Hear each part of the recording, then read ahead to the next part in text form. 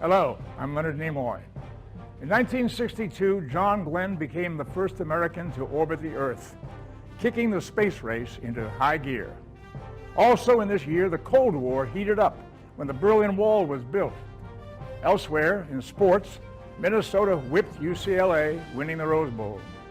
Also in 1962, two of Hollywood's future stars were born, Tom Cruise and Jodie Foster. But then came heartbreak, the sudden and mysterious death of Marilyn Monroe, one of the screen's brightest stars. On that sad note, we move into the 1962 episode of Our 20th Century. White House honors for the grand old man of American letters. Robert Frost, celebrating his 88th birthday, receives the Congressional Medal in recognition of his contribution to U.S. literature. President Kennedy makes the award with the remark that it was a unanimous vote by Congress, adding that it was the only thing they've been able to agree on for a long time. In return, Mr. Frost presents Mr. Kennedy with a copy of his latest book, In the Clearing. Asked if he thought this might be his last book, the outspoken poet said he hopes his wits last a little longer, but he warned, one of these days, he may say something foolish.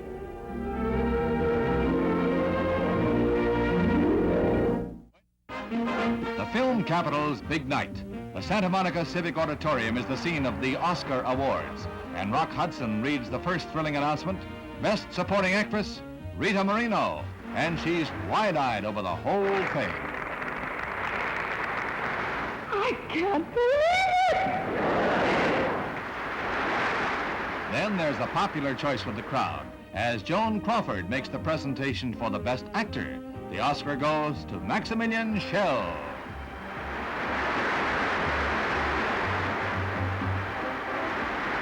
Burt Lancaster calls out the name of the Best Actress.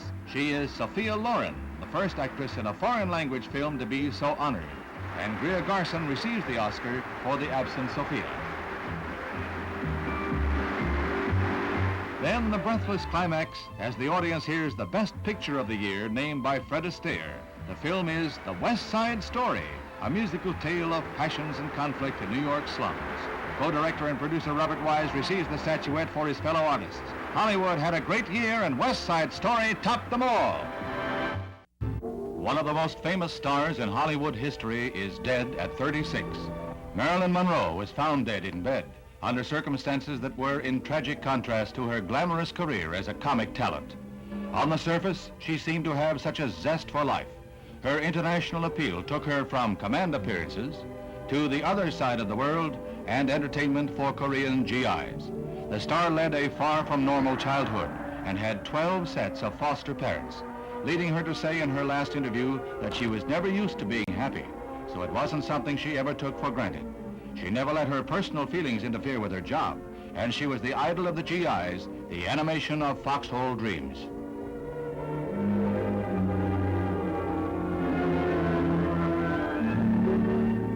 She found no happiness in marriage. Her second husband was baseball immortal Joe DiMaggio, and that marriage ended as had her first in divorce. Her third husband was playwright Arthur Miller, and they too separated. Miss Monroe played in 23 films since her debut in 1950, films that grossed $200 million. The Golden Girl received 5,000 fan letters a week, and to those fans, she never let any personal problems dim her screen glamour. Despite flashes of temperament and tantrums, she turned in performances that kept her among the greatest box office favorites in motion picture history.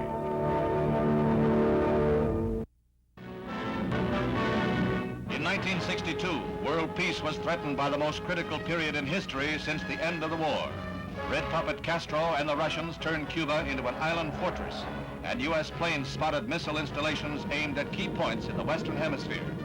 Planes brought back evidence that moved the Organization of American States and the Western Allies to back President Kennedy unanimously when he declared an arms blockade of Cuba and laid down an ultimatum. To halt this offensive buildup, a strict quarantine on all offensive military equipment under shipment to Cuba is being initiated. All ships of any kind bound for Cuba, from whatever nation or port, were they found to contain cargoes of offensive weapons, be turned back. In the face of U.S. determination, the Soviets dismantled their missiles and bombers and shipped them home. It was the retreat to Moscow. The democracies had served notice on the Russians that any aggressive threat in the Western Hemisphere would not be tolerated. Death came to one of the world's most extraordinary and beloved women. Eleanor Roosevelt made the role of First Lady a dynamic one as she walked with the great and the humble. She spent her later years as an avid worker for peace through the UN and was beloved by children visiting the family estate. An international humanitarian, she leaves a legacy of accomplishment.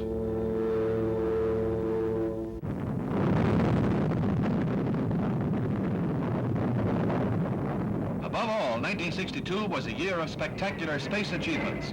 Overnight, Colonel John H. Glenn was a national hero when he became the first American to orbit the Earth. The climax of 3 years of effort, his flight spurred new efforts to beat the Russians to the moon. It was a down-to-earth welcome for the colonel as he was greeted by his wife. There were tears of supreme happiness.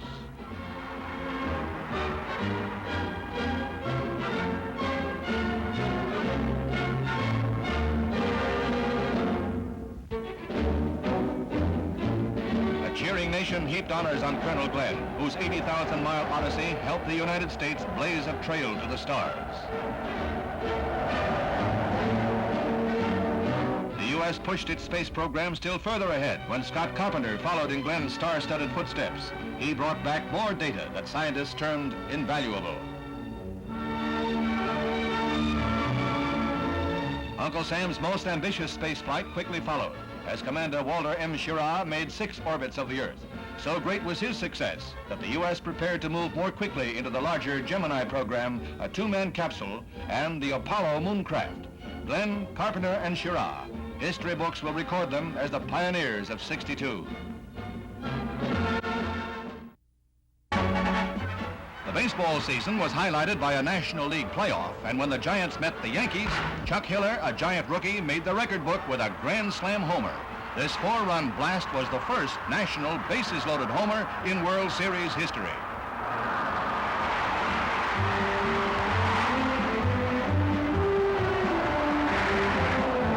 All fans thrilled to another rookie. Yankee Tom Tresh broke up the 5th game with a 3-run homer that sent the teams back to San Francisco for the final tilt.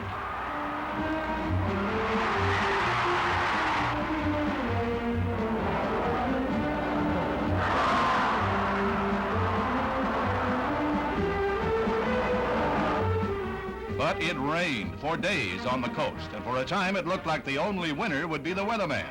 When Willie McCovey slammed one to Bobby Richardson for the final out, the Yankees had won their 20th World Championship. The champs were as happy as schoolboys as they mobbed pitcher Ralph Terry.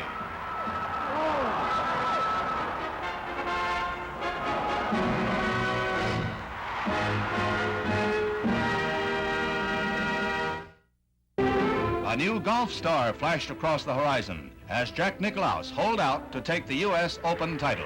This was his first professional victory, and it was a big one to start his golfing circuit career. It was a different story in the British Open. Nicklaus had beaten Arnold Palmer in the U.S. Open, but Palmer was the master here. The usually staid British crowd stampeded for positions on the last green as Palmer prepared to sink his last putt, and that last putt remains a classic. It gave Palmer a closing 69 and a final score that broke the record for the 102-year-old championship. Palmer may have lost the U.S. crown, but he wound up in a blaze of glory. In spring, a young man's fancy turns to love in various forms, and his hot rod is one object of his affections. How better to bedeck his love than with electrically lit tires? We're not kidding. Some aesthetic Germans have come up with this idea to lend a little color to the drabbest feature of an automobile. Keep your white walls. Give me something in orchid and pink. I think 75 watts would do. Anyway, getting hit by this car is bound to be a shocking experience.